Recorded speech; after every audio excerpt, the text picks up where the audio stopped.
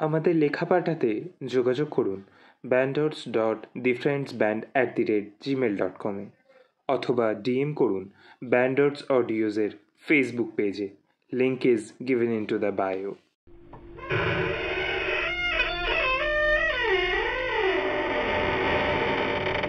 স্বাগত ব্যান্ডর্স অডিওসে।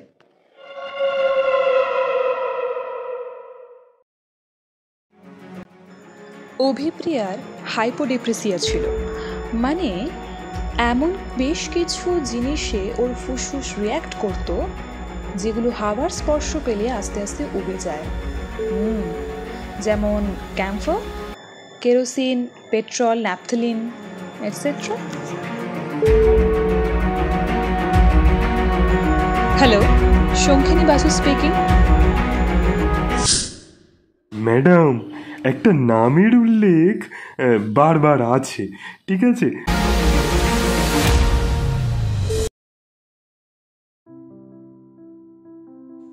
সাহিত্য জগতের অলৌকিক, রোমাঞ্চকর ও প্রেম দিয়ে সৃষ্ট আমাদের এই বিশেষ নিবেদন গল্পকথা। আজ বিক্রম মল্লিকের লেখা শঙ্খিনীর প্রথম অভিযান।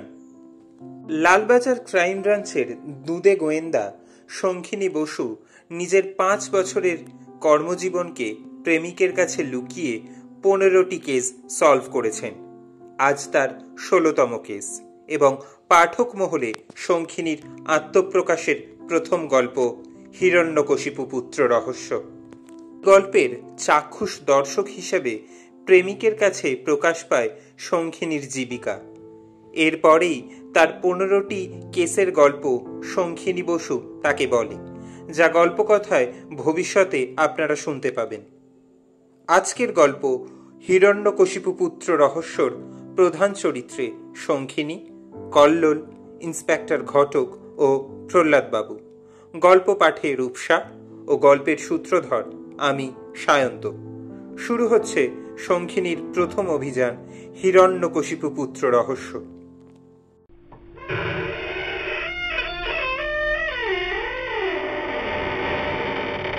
স্বাগত ব্যান্ডর্স অডিওসে।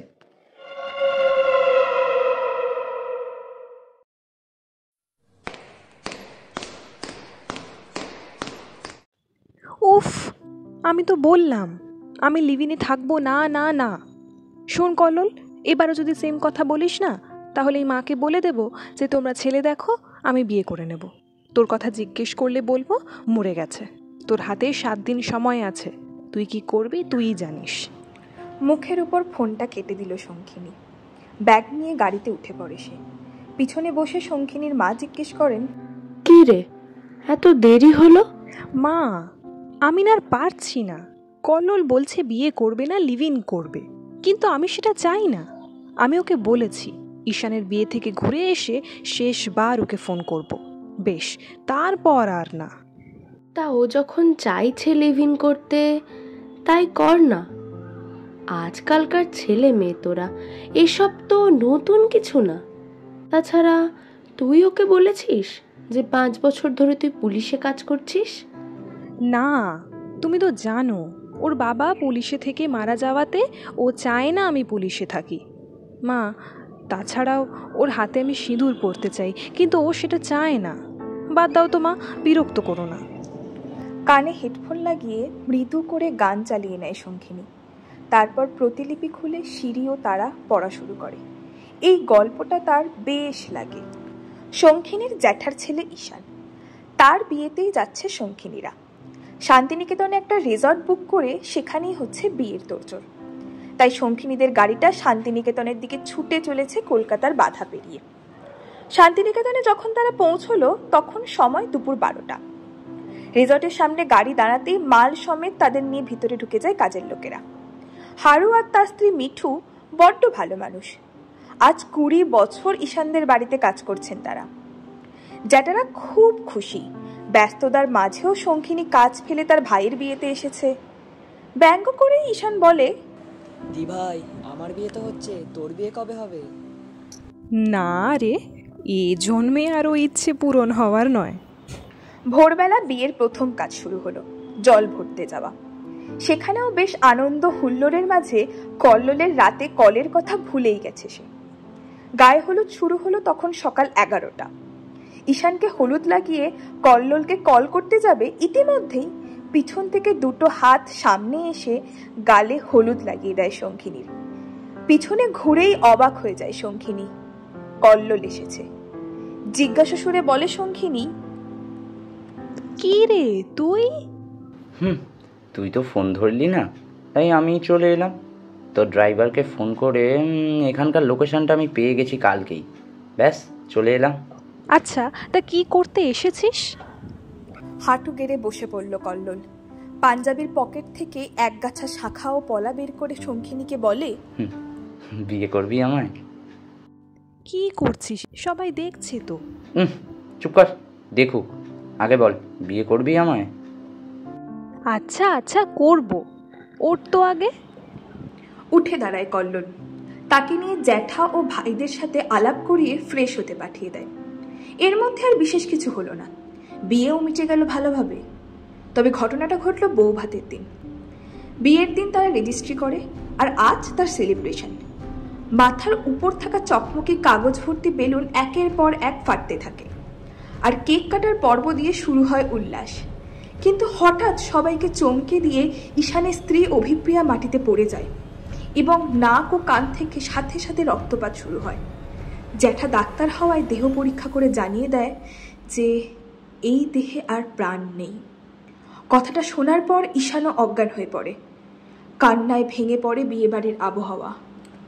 কল্লোল কোথায় ছিল জানে না শঙ্খিনী। হঠাৎ কল্লোল এসে বলে, আচ্ছা,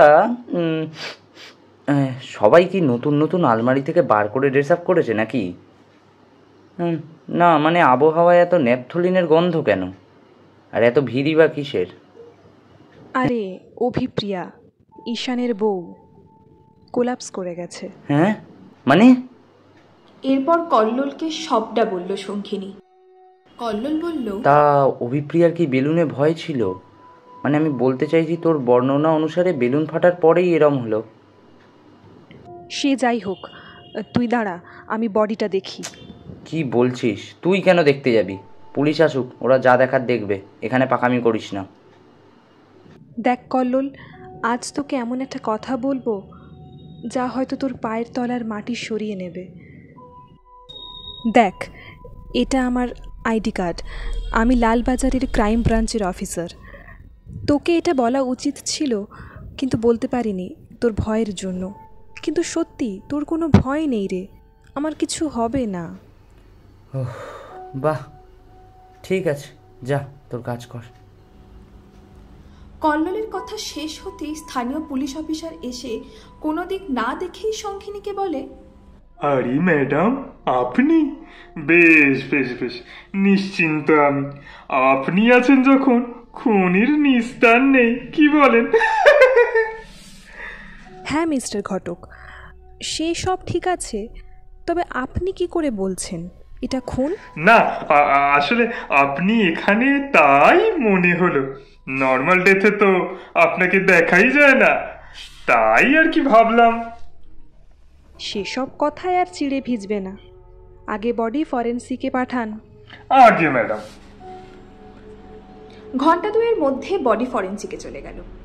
তবে ঈশান আর জ্যাঠাকে কিভাবে সামলাবে ভাবতে পারছে না শঙ্খিনী। পুলিশের আদেশ অনুযায়ী তদন্ত শেষ না হওয়া অবধি কেউ শান্তিনিকেতন ছেড়ে যাবে না। শঙ্খিনীর জ্যাঠা প্রহ্লাদ ভট্টাচার্য শান্তিনিকেতনের নাম করা ডাক্তার। দুই ছেলে ঈশান ও রাহুল। তারা ছোট থাকতেই জ্যাঠা বিপত্নিক হন। সেই থেকে মিঠুদের অর্থাৎ তাদের বাড়ির কাজের লোকের কাছেই মানুষ হয় তারা। হারুদাও সেই থেকেই এই বাড়ির সাথে যুক্ত। ফরেন্সিক রিপোর্ট এলো 3 দিন পর। যা এলো তা একটা রহস্যের গন্ধ সাথে আনলো। রিপোর্টে লেখা আছে অভিপ্রিয়ার একটা রোগ ছিল যার নাম হাইপোডেপ্রেসিয়া, যার মানে এমন বেশ কিছু জিনিসে ওর ফুসফুস রিয়্যাক্ট করত যেগুলো হাওয়ার স্পর্শ পেলে আস্তে আস্তে উবে যায়, যেমন ক্যাম্ফোর, কেরোসিন, পেট্রোল, ন্যাপথলিন এটসেট্রা।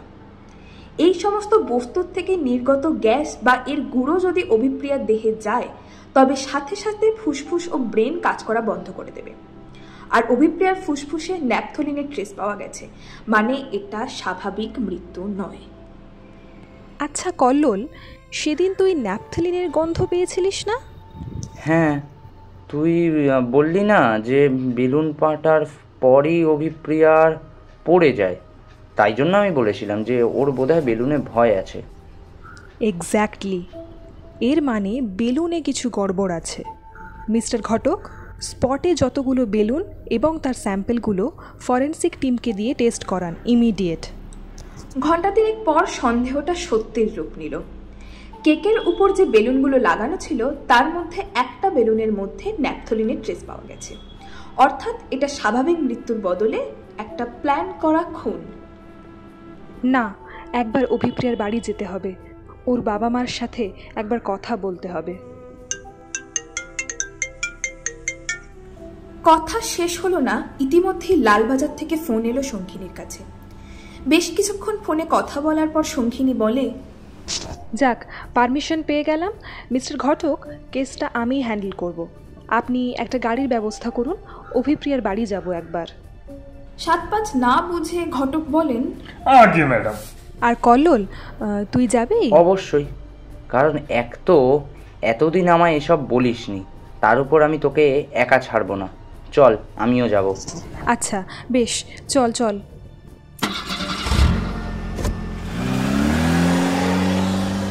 গাড়ি করে বেরিয়ে গেল শঙ্খিনী, কল্লোল ও মিস্টার ঘটক। রাস্তায় মিস্টার ঘটক বলেন, ম্যাডাম, যেটুকু বুঝলাম ভিকটিমের বাবা তো এখানকার নাম করা ব্যবসায়ী, অডি মার্সিডিজ ছাড়া গাড়ি ব্যবহার করেন না, প্রতি মাসে এদেশ ওদেশ ঘুরে বেড়ান। তার মেয়ে এইভাবে খুন হলো কোনো পার্সোনাল রিজন কি, নাকি বাবার রাইভাল? আপাতত যা বুঝলাম, যদি বাবার শত্রু খুন করে তবে মোটিভ কোথায়? এদিকে যে খুন করেছে সে কিন্তু খুব প্ল্যান করে করেছে, আর সে সবটাই জানতো যে অভিপ্রিয়ার কিসে প্রবলেম বা কি ব্যবহার করলে মৃত্যু অনিবার্য। গম্ভীরভাবে বলে শঙ্খিনী। আচ্ছা ম্যাডাম, আরেকটা খবর যা পেয়েছি, অভিপ্রিয়ার বাবার যিনি উকিল তিনি বলছেন একটা নাকি উইল করেছেন সদাশিববাবু, মানে অভিপ্রিয়ার বাবা। উইল? কিসের উইল? সম্পত্তি বিষয়ক অবশ্যই। এক কাজ করুন, অভিপ্রিয়ার বাড়ি থেকে ফেরার পথে উকিলের চেম্বারটা একটু নিয়ে যাবেন তো। কল্লোল এতক্ষণ সবটা চুপ করে শুনছিল, হঠাৎ বলে ওঠে, আচ্ছা, উইলের কথাটা ওনাকে জিজ্ঞেস করলেই তো হয়। না, উনি অলরেডি মেন্টালি ডিস্টার্বড, ওনাকে বেশি কিছু জিজ্ঞেস করা যাবে না। গাড়ি এসে থামলো সাদা রঙের বাড়িটার সামনে। গেট দিয়ে ভিতরে ঢুকতেই চোখে পড়ল সদাশিববাবু বসে আছেন বাগানের ইজি চেয়ারে। শঙ্খিনী এগিয়ে গিয়ে বলে, কাকাবাবু, আমি শঙ্খিনী। মুখ তুলে একবার শঙ্খিনীর মুখের দিকে চাইলেন 50 বছরের সদাশিববাবু। বললেন, মা আসো, কি যে হয়ে গেল। কাকাবাবু, আমি আপনার মেয়ের কেসটা হ্যান্ডেল করছি। আমি লালবাজারের ক্রাইম ব্রাঞ্চের অফিসার। কয়েকটি প্রশ্ন করার ছিল আপনাকে। হ্যাঁ মা, বলো। আচ্ছা, অভিপ্রিয়ার যে এরম একটা রোগ ছিল, এ ব্যাপারে কে কে জানতো? আমাদের পরিবারে সবাই জানতো, তাছাড়া ঈশানের পরিবারেও সবাই জানতো। আচ্ছা বেশ, আপনার কি কারোর ওপর সন্দেহ হয়? না। আচ্ছা বেশ, আজ উঠি। আপনার মেয়ের খুনিকে শাস্তি আমি দেবই, চিন্তা করবেন না। কি বুঝলেন? Nothing madam. হোপলেস। চলুন উকিলের চেম্বারে। উকিলের চেম্বারের সামনে গাড়ি দাঁড়াতেই ভিতর থেকে এক ভদ্রমহিলা বেরিয়ে আসেন। শঙ্খিনী বলে, আপনি? ম্যাডাম, আমি অ্যাডভোকেট সুদর্শনা চৌধুরী। আচ্ছা, আপনি কি করে জানলেন আমি আসছি? ঘটক বললেন, আমি বলেছি ম্যাডাম। আচ্ছা ঠিক আছে ম্যাডাম, আপনি ভিতরে চলুন, কিছু প্রশ্ন আছে আপনার কাছে। হ্যাঁ ম্যাডাম, চলুন। চেয়ারে বসে শঙ্খিনীর প্রথম প্রশ্ন, আচ্ছা, সদাশিববাবু কিসের উইল বানিয়েছিলেন বলুন তো? দেখুন ম্যাডাম, ছোট থেকে ওনার মেয়ের টাকাকে নিজের হাতের ধুলো ভাবত। আজ ক্লাবে, কাল বারে, পরশু আবার রেসের মাঠে বেশ কিছু বন্ধুদের সাথে টাকা ওড়াতো। কোনো এক বন্ধুর উস্কানিতে বাবার সাথে সম্পত্তি নিয়ে কলহ শুরু হয়। বাবারটা পছন্দ না হওয়ায় 5 বছর আগে একটা উইল করলেন যে যতদিন না মেয়ের বিয়ে হচ্ছে ততদিন এই সম্পত্তির এক কানাও পাবে না অভিপ্রিয়া। বিয়ে রেজিস্ট্রেশনের কাগজ পেলেই সম্পত্তি সব অভিপ্রিয়ার নামে। কোনো কারণে যদি অভিপ্রিয়ার কিছু হয় বা অভিপ্রিয়ার অবর্তমানে সেই সমস্ত সম্পত্তি পাবে তার স্বামী। I C. আচ্ছা, রেজিস্ট্রি হওয়ার কিছুক্ষণ পরেই তো অভিপ্রিয়া মারা যায়, তাহলে সম্পত্তি...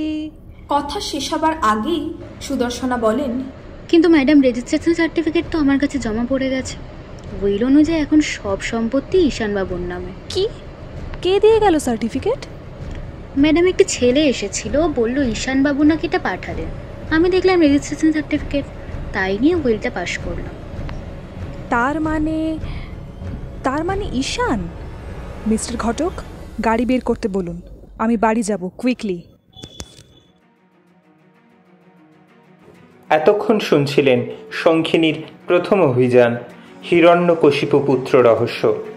গল্প পাঠে রূপসা, শঙ্খিনীর চরিত্রে সম্প্রীতি, ঈশানের চরিত্রে রোহন, শঙ্খিনীর মায়ের চরিত্রে অনিন্দিতা, লয়ার সুদর্শনার চরিত্রে শ্রেয়া, সদাশিব বাবুর চরিত্রে অন্তরীপ।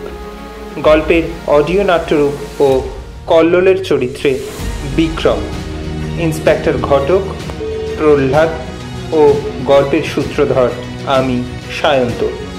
সামনের সপ্তাহে আরও একটি গল্প নিয়ে ফিরবে গল্পকথা। টিল দেন, ভালো থাকবেন, সুস্থ থাকবেন।